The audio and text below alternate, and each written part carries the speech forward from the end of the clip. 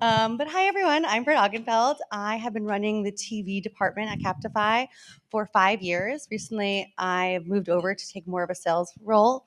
TV is still my core love. I'm so interested in TV and video. And I thought to myself, who could be a mini Brit and do my job? And I thought, I know I have the perfect person. My very first client that I sold to at Captify. I'll let her introduce herself, and I'm now forcing her to be mini Brett. That's true. Hi, everyone.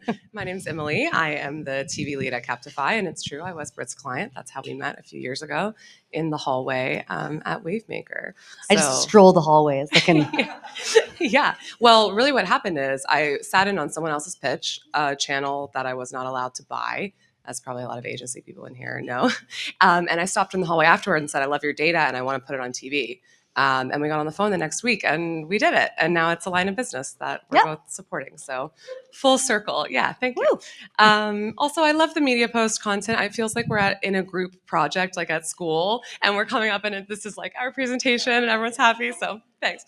Okay, great. So topic today, Clickless customer, how to find intender audiences on television before someone has taken any action.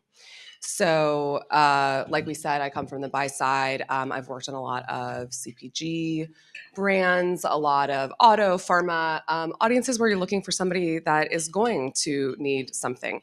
How do you find that audience on television before you have them in your data set? I think we're limited a lot of times to demographics or purchase behavior of someone that's already bought your product, and then we're retargeting those same people and thinking we're going to acquire new customers. So this is the business problem that I had when I first heard Captify's pitch. I was working on a pet food brand, and we were stuck with demographics and past purchasers. So here's why demographics are limiting. If you read this list of traits here, this is your demographic targeting. Who do you picture? And both of these guys fall into your audience. This is your target audience for men over 50 in this zip code. So as you can probably guess, they have very different interests, different purchase behaviors, but they would both be in the same, this is your target audience if you go off of demographics.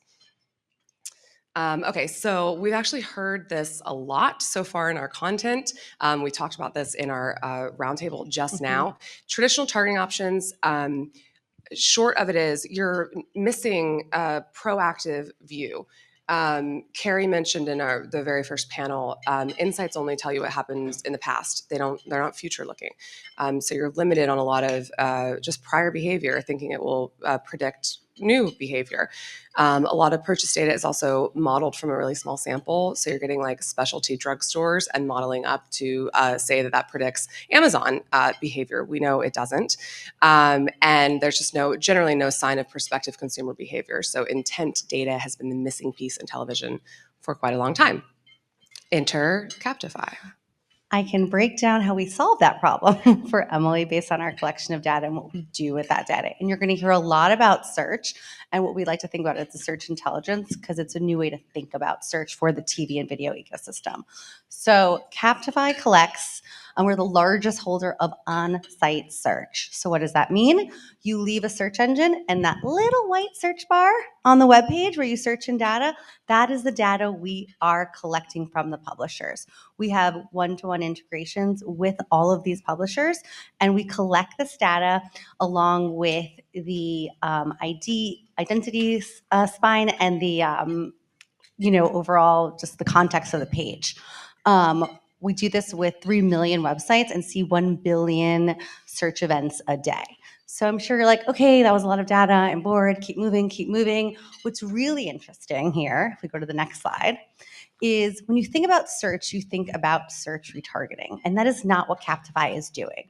What we're doing with all of this search, which is the interesting part, is thinking about the connected search behavior behind a consumer to understand they are in market and ready to purchase your product, right? So I can search for BMW once on a search engine. Maybe I have a meeting with BMW and I'm like, got to learn a little bit about BMW, right? That doesn't mean I'm in market for a BMW, does it? However, if I'm searching around car seats, I'm searching around safety features, I'm searching around price points around cars, all of these searches qualify me to be in market for a car. I also have now understand that this consumer is not only in market for a car, but their number one thing they're looking for is a family car and safety. And I gather all that information to understand about this consumer, and I already have this information about them prior to them doing anything. It's just a natural understanding of their intent and understanding they're qualified to, be a consumer that needs a BMW. So we collect all of the search, we understand the connected search behavior, and then what we do is we make sense of the search itself, right? If two people are searching for Malibu, Emily is going on vacation, she searches in Malibu.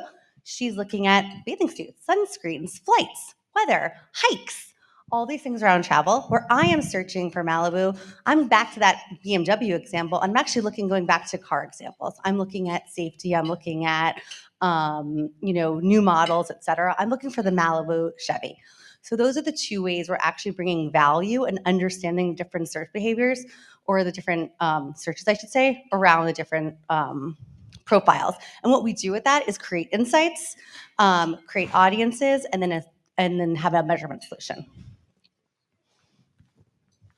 So what does search have to do with TV? I won't read all of these, but at the end of the day, what we're doing is bringing real-time intent data at scale and understanding that someone is in market and ready to purchase your product outside of them buying something or clicking on something. Because at the end of the day, no one lies to your search bar. I'll hand it back over to you, Emily. Thank you. So we like to talk at Captify a lot about intuitive and unintuitive connections. So you can see on the left here, this is the demographic profile of this woman. She's a female, she's 48, she's a mother, she drives a minivan. Those are all, you would intuitively think, okay, she's searching around like car reviews for Honda Odysseys or what have you. Those are intuitive connections. Unintuitive connections, kind of like I loved the cat and gamer example yesterday, finding that it turns out gamers were a great target audience for cat food. So from all of this on-site search data, we can make what we call unintuitive connections. So for example, this woman turns out she loves going to Comic-Con and she is learning to skydive. So this is where we're getting these real-time intender audiences beyond just demographics. We call it unintuitive connections. So today we'll walk through a brief case study of how we applied search intelligence for one of our clients. To set the stage, it is a financial, like an investment company. When actually I was on the account, this is in my agency days, they were just utilizing demographic targeting, household income, which is funny. Tyler's example yesterday of political views, actually they found were more likely to have someone's view on the economy than their household income. And so many times, a lot of luxury products, how often do you use household income? Like, oh, they make over 200K. They must be savvy investors. Maybe not. Maybe it's actually the person that's more optimistic about the political landscape that's investing. So the original target for this brand was household income and demo, age, gender. They were only running on CNN and Fox because, of course, the only people that invest love watching news about money. So that was their original plan. And I'd say they were having huge scaling problems, and they were like, we cannot scale on CTV. We don't know what to do. So we went back and we said, hey, we can actually create intuitive audiences for you. We can actually break out how investments are happening, right? So we can look at a mature investor versus a veteran investor. We can look at ETF investors. We can competitive conquest, understand who's searching around your brand, and really create a very strategic strategy around how people are searching, obviously, the web, and bucket them in real time. And this was, they received it. They chose these audiences to move forward with. They love the concept. Originally, they had a few others, and they moved it. They're like, this is perfect. We want to understand the differences between these types of investors. Then we thought about it, and we said, you know what? In our network, because we sit on all of this search data, we're actually also seeing that investors are also looking at milestone moments. So when they buy a new house, when they buy a new, or I should say adopt, I'm an adopter, rescue or buy a new pet, anything like that, and they're searching around that, that is also extremely over-indexing. And we should add this to the audience strategy to create an unintuitive audience strategy in addition.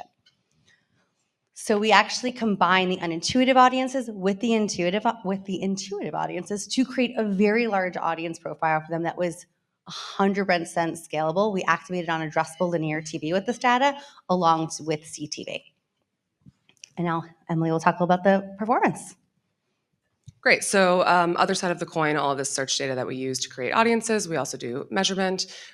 This is an added value service for our programmatic media investment clients, and we've just started doing search lift studies as a standalone offering for the TV space. So this is taking exposed TV viewers, what did they search pre, post campaign, and a few metrics around that.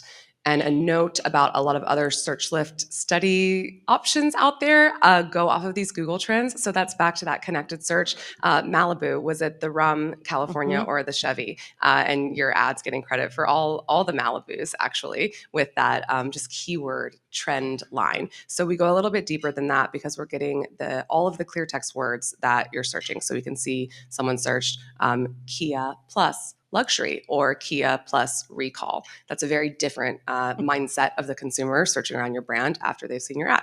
So for this financial institution, this is just our top line search lift, 19% increase in consumer interest. That's using the name of the institution pre and post campaign.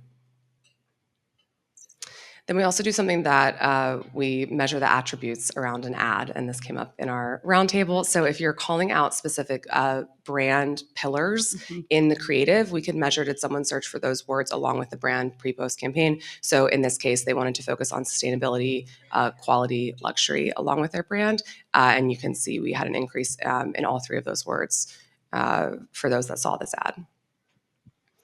And finally, we do something called a net searcher sentiment score. So it's just taking natural language processing, positive, negative language commonly used, kind of like social listening, around a brand. So if there's tariffs, is the sentiment around whiskey going down or up, things like that. So in this case, for investment, what was the net searcher sentiment score pre-post campaign? Increased by 9%. And I just want to say that someone mentioned their favorite commercial is the Subaru with the dogs. I'm dying to do a sentiment report on that because everyone's probably like, oh my God, Subaru sentiment. Like I need to find them and do that report because the sentiment is probably spiking so high. But Yep, anyway. or celebrities mentioned in creative spots we measure a lot. Yeah. So that is it. That's how we close the loop on intender audiences. So we do this across categories. We have a lot of case studies on our website, a lot of insights, market intelligence. But if you want to have any deep dive questions, we'll be at the pool. We'll be at the pool this afternoon. Woo! Find us. Bye, guys. Thank you so much. Thank you. All right. Keep it going for these dynamic duos. Great job, you guys. Thank you so much.